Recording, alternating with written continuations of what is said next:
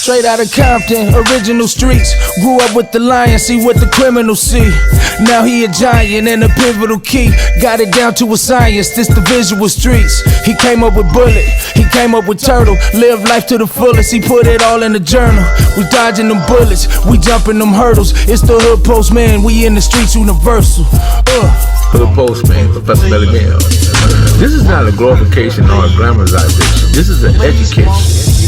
You can go anywhere in the world and get a couple of lives, but you come right here to get the truth. Be sure to click the notification bell, like, subscribe, and share. Drop a comment down below. So when the dope content hit, it'll feel like it's the first and 15th. Lock the door. Professor Melly Mel, the Hood Postman. Who am I here with today? Down the ground. Down the ground. Down the ground. I thought you was OG, triple OG Chita. You lost that moniker or something? Or I was born with that. That was you was not, born down the ground, but somewhere. I was born Chita. You was born Chita. Okay, explain that. When I was a baby, my mother's sister said I had some fat cheeks. And she used to suck them, and she said I looked like an Indian. So she named me that. Ain't nobody else named me that. That's a family name. Okay, that's a family. I was just hoping it wasn't because you was a cheater or a cheater. That was my problem with it. I'm just making sure. Did you cheat on your fights? One at a time. I wasn't cheating. Did you cheat at a time? Did you cheat in your fights? Did you cheat on your math? Yeah, I ditched math. Period. I'm telling you, I had at WLCAC was my tutor for math. Okay, got it. So when I'm here today, Jamal Barnes. Mm-hmm. He ran with Tookie, but when did you first meet Jimel? He came on 101st with Tookie, 102nd with Tookie. We really didn't care for him because it seemed like, I guess he called himself his enforcer, or, because he was always pushing a button like he wanted something to happen when Tookie came around. But nothing ever happened, but it was just his mentality. Nobody really liked him. I ain't gonna lie, not from my hood. Because he wanted to be aggressive, jump out the car, hey nigga, what, like you running something, you ain't Tookie. So what you said was he was extra back? You had dudes that was extra. Tookie was never extra like him. He wanted Tookie to be extra. Tookie was not extra. He was extra out. That's why a lot of people didn't like him. Maybe he wanted to be Tookie. Or, I don't know. But as everyone else seen, I guess he was his enforcer, I remember he got into it with Guy Walker, aka Pretty Cure. He also had him and Marcellus got into it before. So he's had with various and each and every time he got into it, Tookie always had to intervene on the saving. Because I think, I used to do, this is what I saw, right? And we saw back in the Wastex, I think it was 1972, when Tookie and Jimel grabbed the guy in the wheelchair. Mm-hmm. What's his name? Michael Conception. I think it was 7. No, it could have been a little bit later after that. Might have even been the Phone Festival. I might have went too far back with the date. I apologize for that. But anyway, they picked him up like he was in a chariot and carried him into the Phone Festival. Carried him into the what? The Phone Festival. It was the Phone Festival, matter of fact. It was the Phone. It wasn't the Wastex. The Phone Festival. But I had saw Jimel earlier then, because he would dress like Tookie. He would put the overalls on, right, with the one strap. His enforcer. That's what we thought, because he wanted to be harder than Tookie. You know what I mean? And at times Tookie wasn't even on no hard shit, but every time you seen him, he wanted to be that enforcer, because he was with Tookie, And the way he talked about Tookie after everything happened, damn, I didn't know you felt like that about the man. And you was with him every day. How did that make you feel? Because here's Tookie in his most critical hour of need, right? Mm. They had a guy that used to be with Tookie at all the concerts, all the concerts in the park, everywhere. I mean, dressed like Tookie. Matter of fact, he had the baby oil in his pocket.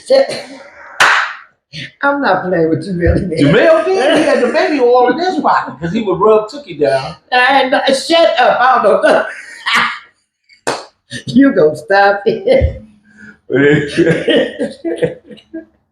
So, oh my God! And I don't think there was anything, to that. I think that just maybe that just was his job. I don't know. When I saw Jimel, I'm just telling you when I saw him. I know when you saw him. I never seen him rub down. So when you saw him, you said he jumped out the car. It sounds like he's Tookie. I mean, but Rob tougher Tookie than Tookie. You know what I mean? Okay, so let's back it up. Tookie most critical hour of need. He's on death row. Mm-hmm. He got Snoop, Barbara Becknell. He got all these different people. All these different people that went up to there to see him. Right. Talk to him, and because people, the community had acknowledged that they finna actually put Tookie to death. I think they wanted to make an example out of Tookie for all Crips. Just period. I think that was personal. I really do. Yeah, because him and Tookie used to bump at Gold's Gym. They had dealings, yes. And I think that Tookie might have showed him up, because jealousy is a motherfucker. It is. Say it. Jealousy is something else. Envy can hide in support, and jealousy can hide in compliments, and love can hide in hate. Mm-hmm. Just because they give them to you, don't mean they have it for you. So I don't know what that it was. Something between Tookie and Arnold Schwarzenegger. Now Arnold Schwarzenegger is the governor of California. He's in power. Right. Tookie now is on death row. Right. Now, but you got Jimel out here talking bad about it on camera. On liberal and conservative news feeds. I'm talking about it went, what we call viral now. Yeah. Yes. It went all around the world. You got Jimel saying all these outrageous things. Yeah. But and I know that this man used to be with Tookie every day. Every day. What do you think happened? I don't know. Because man, for you to get on national TV and talk bad and say the things you said about that man and you was with him every day, all day, it had to be some men be jealous of other men. Don't get it twisted. It had to be some jealousy. You wanted to be that man? I don't know. But it's weird. Because how you gonna be together, that's why I say can't nobody kill you but the closest motherfucker to you. Now that was the closest motherfucker to Tookie. And look what he did. Went raw on national TV and everything else. Like he didn't even know Tookie. Like Tookie had done enemies. Like enemies. That's how he did. Like he might have affected, like whatever happened with Tookie, it had an impact on his direct, immediate family. That's the way he was talking from that position. I don't know, but he was raw. He was wrong. He didn't give a fuck. He was saying it wrong. He let everybody know I don't give a fuck. You know what I mean? Was you surprised by it? I was shocked and about to fall off my motherfucking feet when I seen it. I couldn't believe it. What took him there? If you could say anything to Jimel, what would you say to him? If he walked through this door right now and he stood. Why? Why would you talk so bad about a person that you hung around every day with? Idled him. Would have fought anybody that got close to him. Why? I really want to know why. What did he do that bad for you to get on national TV and talk about him and he's on death row? And I know Jimel that got into some situation and Tookie intervened. And stopped it.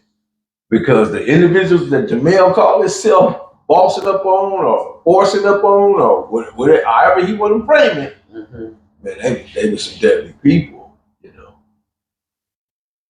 I remember we was at the forum, right? I think I was there seeing the Gap Band, LTD, Commodores. It was one of those concerts.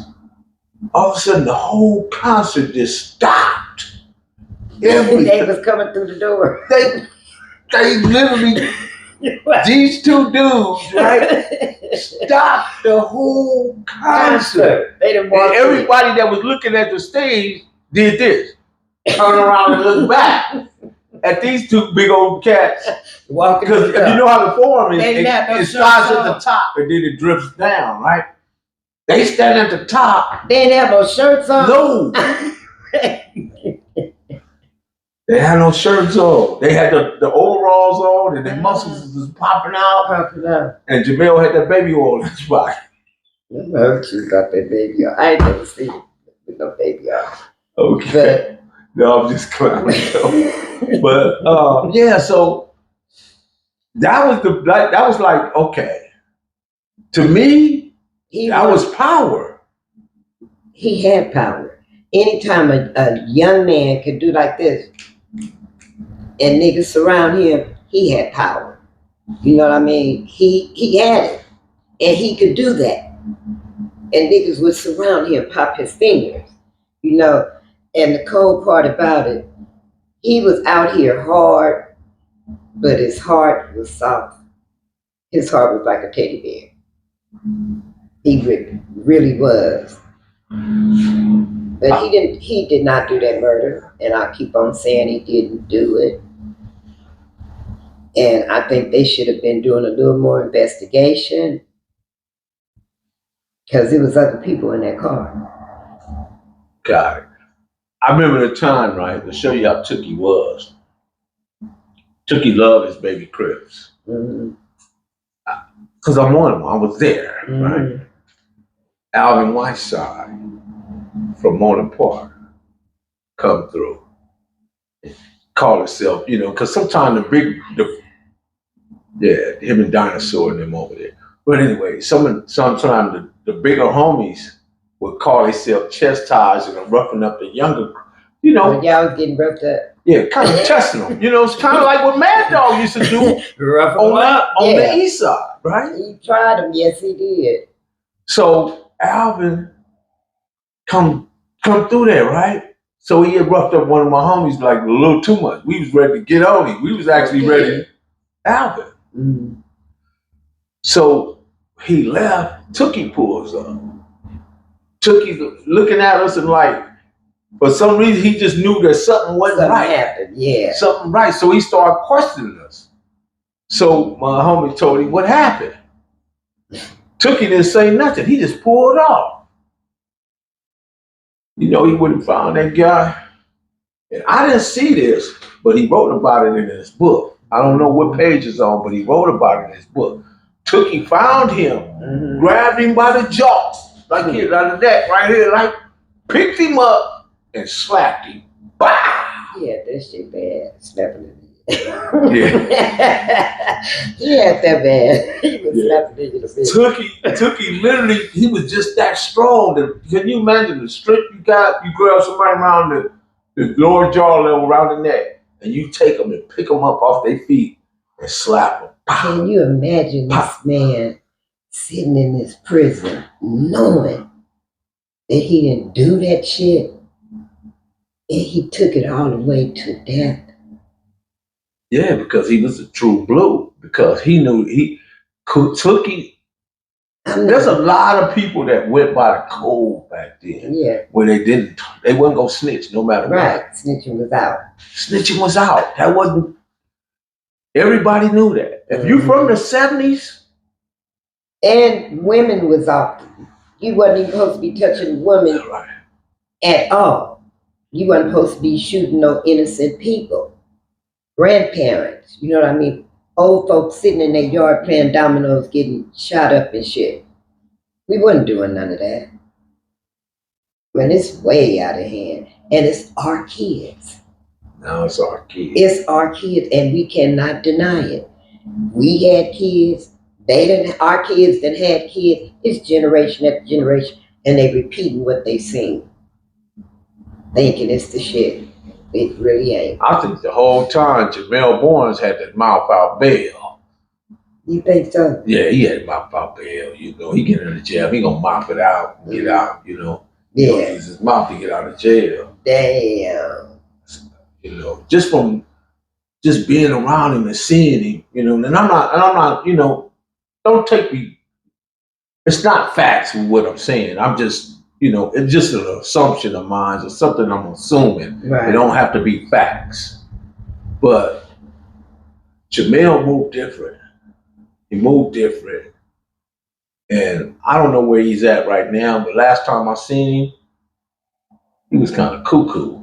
Oh, wow. Yeah, he was kind of cuckoo. I think his daughter was putting him on the internet. He was talking, and he didn't seem to have all his faculties. And, you know, he was talking about he's Samson and Oh, he done lost it. yeah, which we all know he called himself Samson, but you know, yeah, you can tell. Samson. That's what he used to call himself, Samson? He used to call himself Samson. No. Yeah, you didn't know that? Hell no. Yeah. I know he used to call himself Samson. Yeah. Samson. Yeah, he called himself Samson. Oh, Samson and Goliath, huh? Oh, wow. No, that's David and Goliath. You talking about Samson and Delilah. No, I'm just saying. But wow. I mean. So, but on a serious note, what would you say to Jimel? Why? What happened? That's just it. Why? Why? What happened? And what happened that made you turn so bitter against this man at a critical time like this? And you used to be together every day, all day. Every day, all day. Well, yeah. I mean, you ain't got to tell everybody, but you need to say something. I mean, because it makes you look real fucked up. Lock the door. Jamal Barnes, baby. Proof of grind all the time. Music money. Got a dollar sign. Hub City.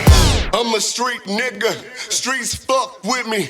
I'ma keep pushing products to the feds get me. It's guap off top. Diamond Cartier. That nigga wall won't give a broke bitch the time of day. They see me